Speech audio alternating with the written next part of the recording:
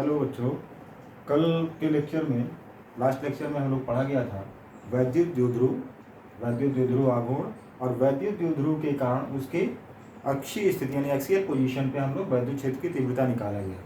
और वह आया था हमारा E बराबर आया था 1/4πε0 2p अपॉन एक्स क्यूब, जहाँ पे जो दिशा थी वैद्युत क्षेत्र की तीव्रता की वही है जो कि वैद्युत द्विध्रुव आघूर्ण का होता था, न्यूटन प्रति कूलम। यह आया था हम लोगों का वैद्युत क्षेत्र की तीव्रता। किस केस में? वैद्युत द्विध्रुव के कारण वैद्युत क्षेत्र की तीव्रता उसकी अक्षीय स्थिति में। अब हम लोग को आज पढ़ना है वैद्युत क्षेत्र की तीव्रता, वैद्युत द्विध्रुव की निरक्षीय स्थिति में वैद्युत क्षेत्र की तीव्रता या electric field intensity on equatorial position of electric dipole. Equatorial position या निरक्षीय स्थिति का क्या मतलब हुआ कि अगर यह दो ध्रुव हैं या द्विध्रुव है -q + q, निरक्षीय स्थिति का मतलब हुआ कि इसको समद्विभाजक रेखा जो काटती है और इस बिंदु पर किसी भी बिंदु पर अगर हमको निकालना है वैद्युत क्षेत्र की तीव्रता, तो इसका मतलब हम लोग निरक्षीय स्थिति पर निकालेंगे। तो आज हम लोग वही पढ़ा जाएगा निरक्षीय स्थिति पर। जैसे यहाँ पे दो आवेश दिए हुए हैं या एक ध्रुव दिया हुआ है, द्विध्रुव -q + q, इसकी निरक्षीय स्थिति यह है। और या इस बिंदु पर O बिंदु अगर हम लोगों ने मान लिया इसको, तो O बिंदु पर हमको वैद्युत क्षेत्र की तीव्रता निकालनी है। तो सबसे पहले इस बिंदु पर वैद्युत क्षेत्र की तीव्रता की दिशा क्या होगी? जो +q आवेश है उसके कारण, चूंकि यहाँ हम लोग एकांक धनावेश मानते हैं, तो इसकी दिशा इसको प्रतिकर्षित करेगी। तो स्वाभाविक सी बात है वैद्युत क्षेत्र की दिशा इस तरफ होगी, यानी कि EA यह जो दिखा रहा है वह EA हो गया वैद्युत क्षेत्र की तीव्रता A बिंदु के कारण या +q आवेश के कारण। पुनः -q है, यहाँ पे -q के कारण यहाँ पे धन है, ये ऋण है, तो स्वाभाविक सी बात है दिशा इसकी इस दिशा में होगी। तो EB की दिशा यह हो गई आपकी। तो यह हो गया EB EA और यह हो गया EB। अब इसका परिणामी हम लोग को निकालना है। तो परिणामी हम लोग कैसे निकालेंगे? इसके लिए हमको इसको इसके दो घटकों में तोड़ना पड़ेगा। EA और EB को इसके घटकों में तोड़ दिया जाए तो EA देखा जाए, अगर ये कोण थीटा है तो यह थीटा होगा, यह थीटा तो यह थीटा होगा, यानी ये दोनों कोण जो होंगे यह थीटा थीटा होंगे, यह कोण और यह कोण थीटा थीटा एंगल होगा। तो EA हमारा ये है, तो इसका घटक तोड़ा जाएगा, तो EA sin थीटा इधर आएगा और एक EA cos थीटा इधर आ जाएगा। इसी प्रकार EB है वैद्युत क्षेत्र की तीव्रता जो B बिंदु के कारण है, इसका दो घटक में तोड़ा जाएगा, तो जिधर थीटा रहता है उधर cos थीटा आता है, तो EB cos थीटा हो गया। और इसी के जस्ट नीचे यह क्या हो जाएगा? EB sin theta. जैसे यहाँ बनाया हुआ है मैंने, EA EB था, EA का घटक तोड़ा मैंने, अगर ये थीटा कोण है बीच में तो EA cos थीटा इधर आएगा और इसके लंबवत EA sin थीटा हो गया। फिर ये अगर EB दिशा में है ये वाला, तो EB के लिए हो गया EB cos थीटा और EA sin थीटा। तो इस केस में हम लोग देख रहे हैं कि ये EA sin theta EB sin theta, क्योंकि ये दोनों बराबर दूरी पे है, ये दोनों बराबर है तो और विपरीत दिशा में है, तो यह एक दूसरे को क्या करेंगे?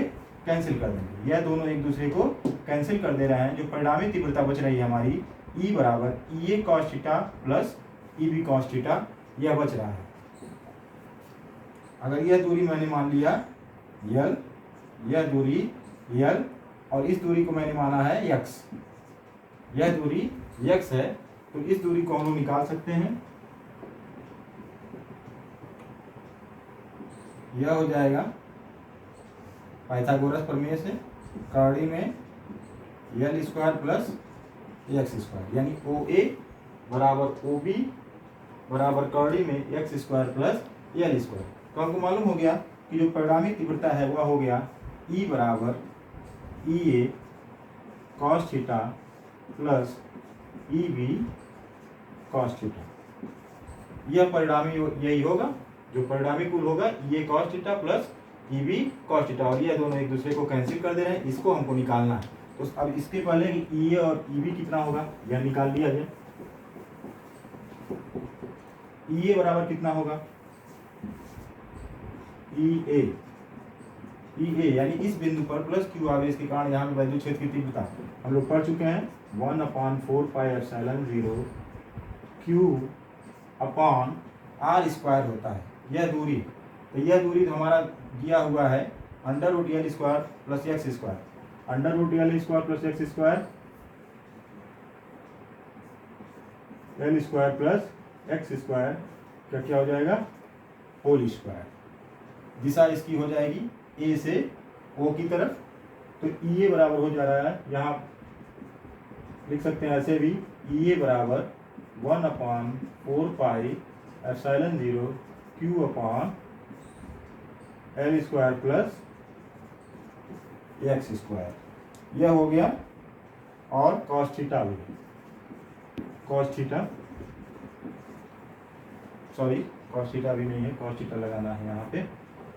इसी प्रकार ई भी निकाल लिया जाए, ई भी निकाल लिया जाए।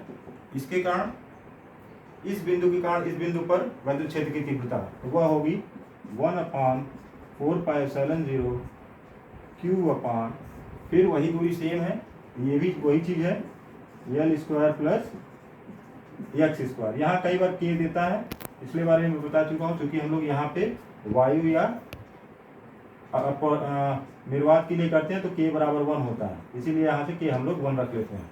तो ये ई बी और ई ए का मान वही आ रहा है सेम, तो यहाँ पे हम लोग लिख सकते हैं ई बराबर 1/4πε0 Q/x square plus L square cos theta और इंटू 2, क्योंकि ये दोनों बराबर है, ये दोनों बराबर है, तो 2 ई ए कॉस थीटा या 2 ई बी कॉस थीटा ऐसे भी लिख सकते हैं इसको हम लोग। इसको चूंकि ये ई ए और ई बी देख रहे हैं बराबर है, तो हम लोग इसको लिख सकते हैं 2 ई ए कॉस थीटा या 2 ई बी कॉस थीटा, दोनों लिख सकते हैं। तो ई ए या ई बी में से किसी का मान रख दिया जाए, तो हम लोग इसको थोड़ा देर के लिए मिटाया जाए।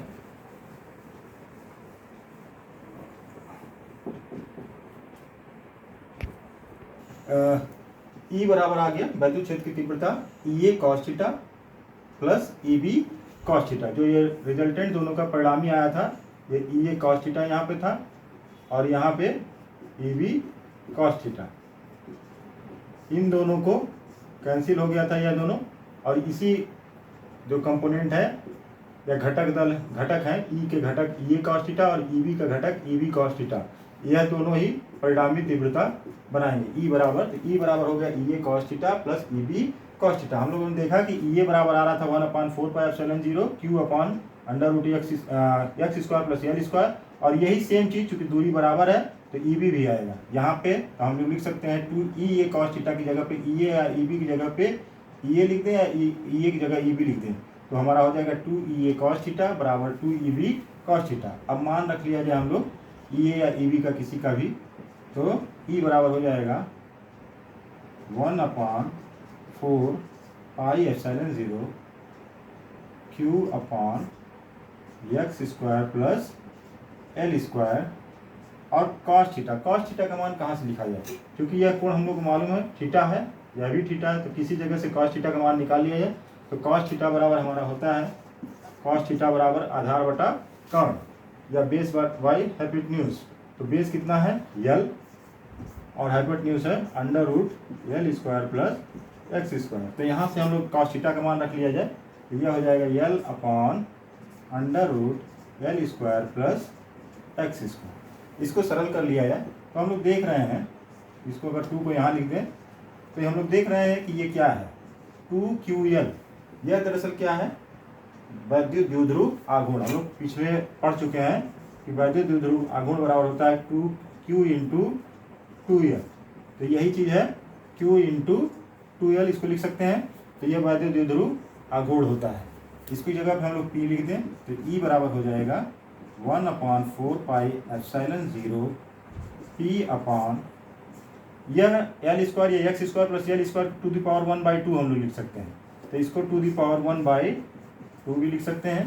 तो यहाँ पे इन दोनों को जोड़ देंगे तो यह हो जाएगा X square plus L square to the power 3/2।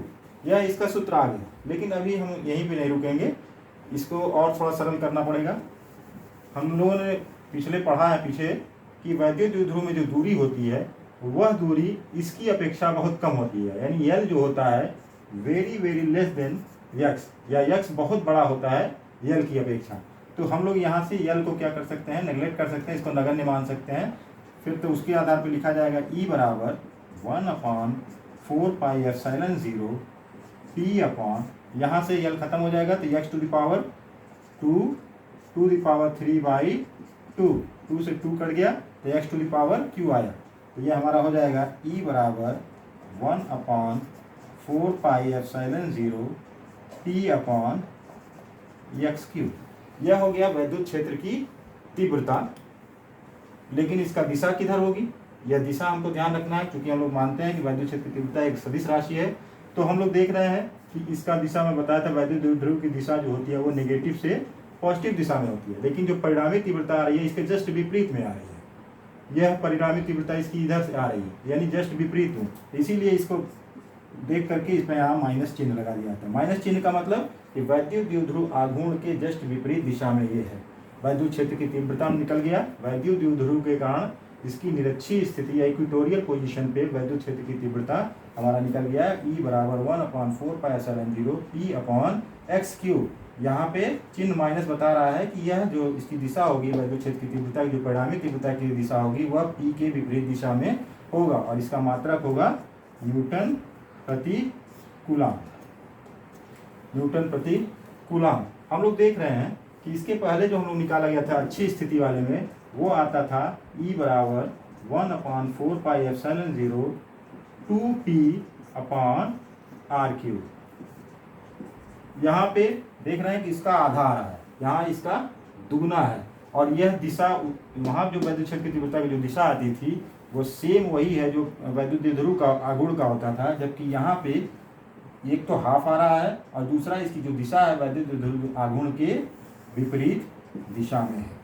तो यह हो गया हम लोगों का वैद्युत द्विध्रुव के कारण उसकी निरक्षीय स्थिति में वैद्युत क्षेत्र की तीव्रता का हम लोगों ने डेरिवेशन कर लिया। अब आगे टर्न पे हम लोग पढ़ा जाएगा कि अगर किसी भी अन्य बिंदु पर अगर निकालना हो, यहाँ यहाँ यहाँ, तब कैसे निकाला जाएगा। हालांकि कोर्स में वो नहीं है, लेकिन फिर भी थोड़ा सा उसका डिटेल हम लोग पढ़ लिया जाएगा। और तब तक के लिए थैंक यू।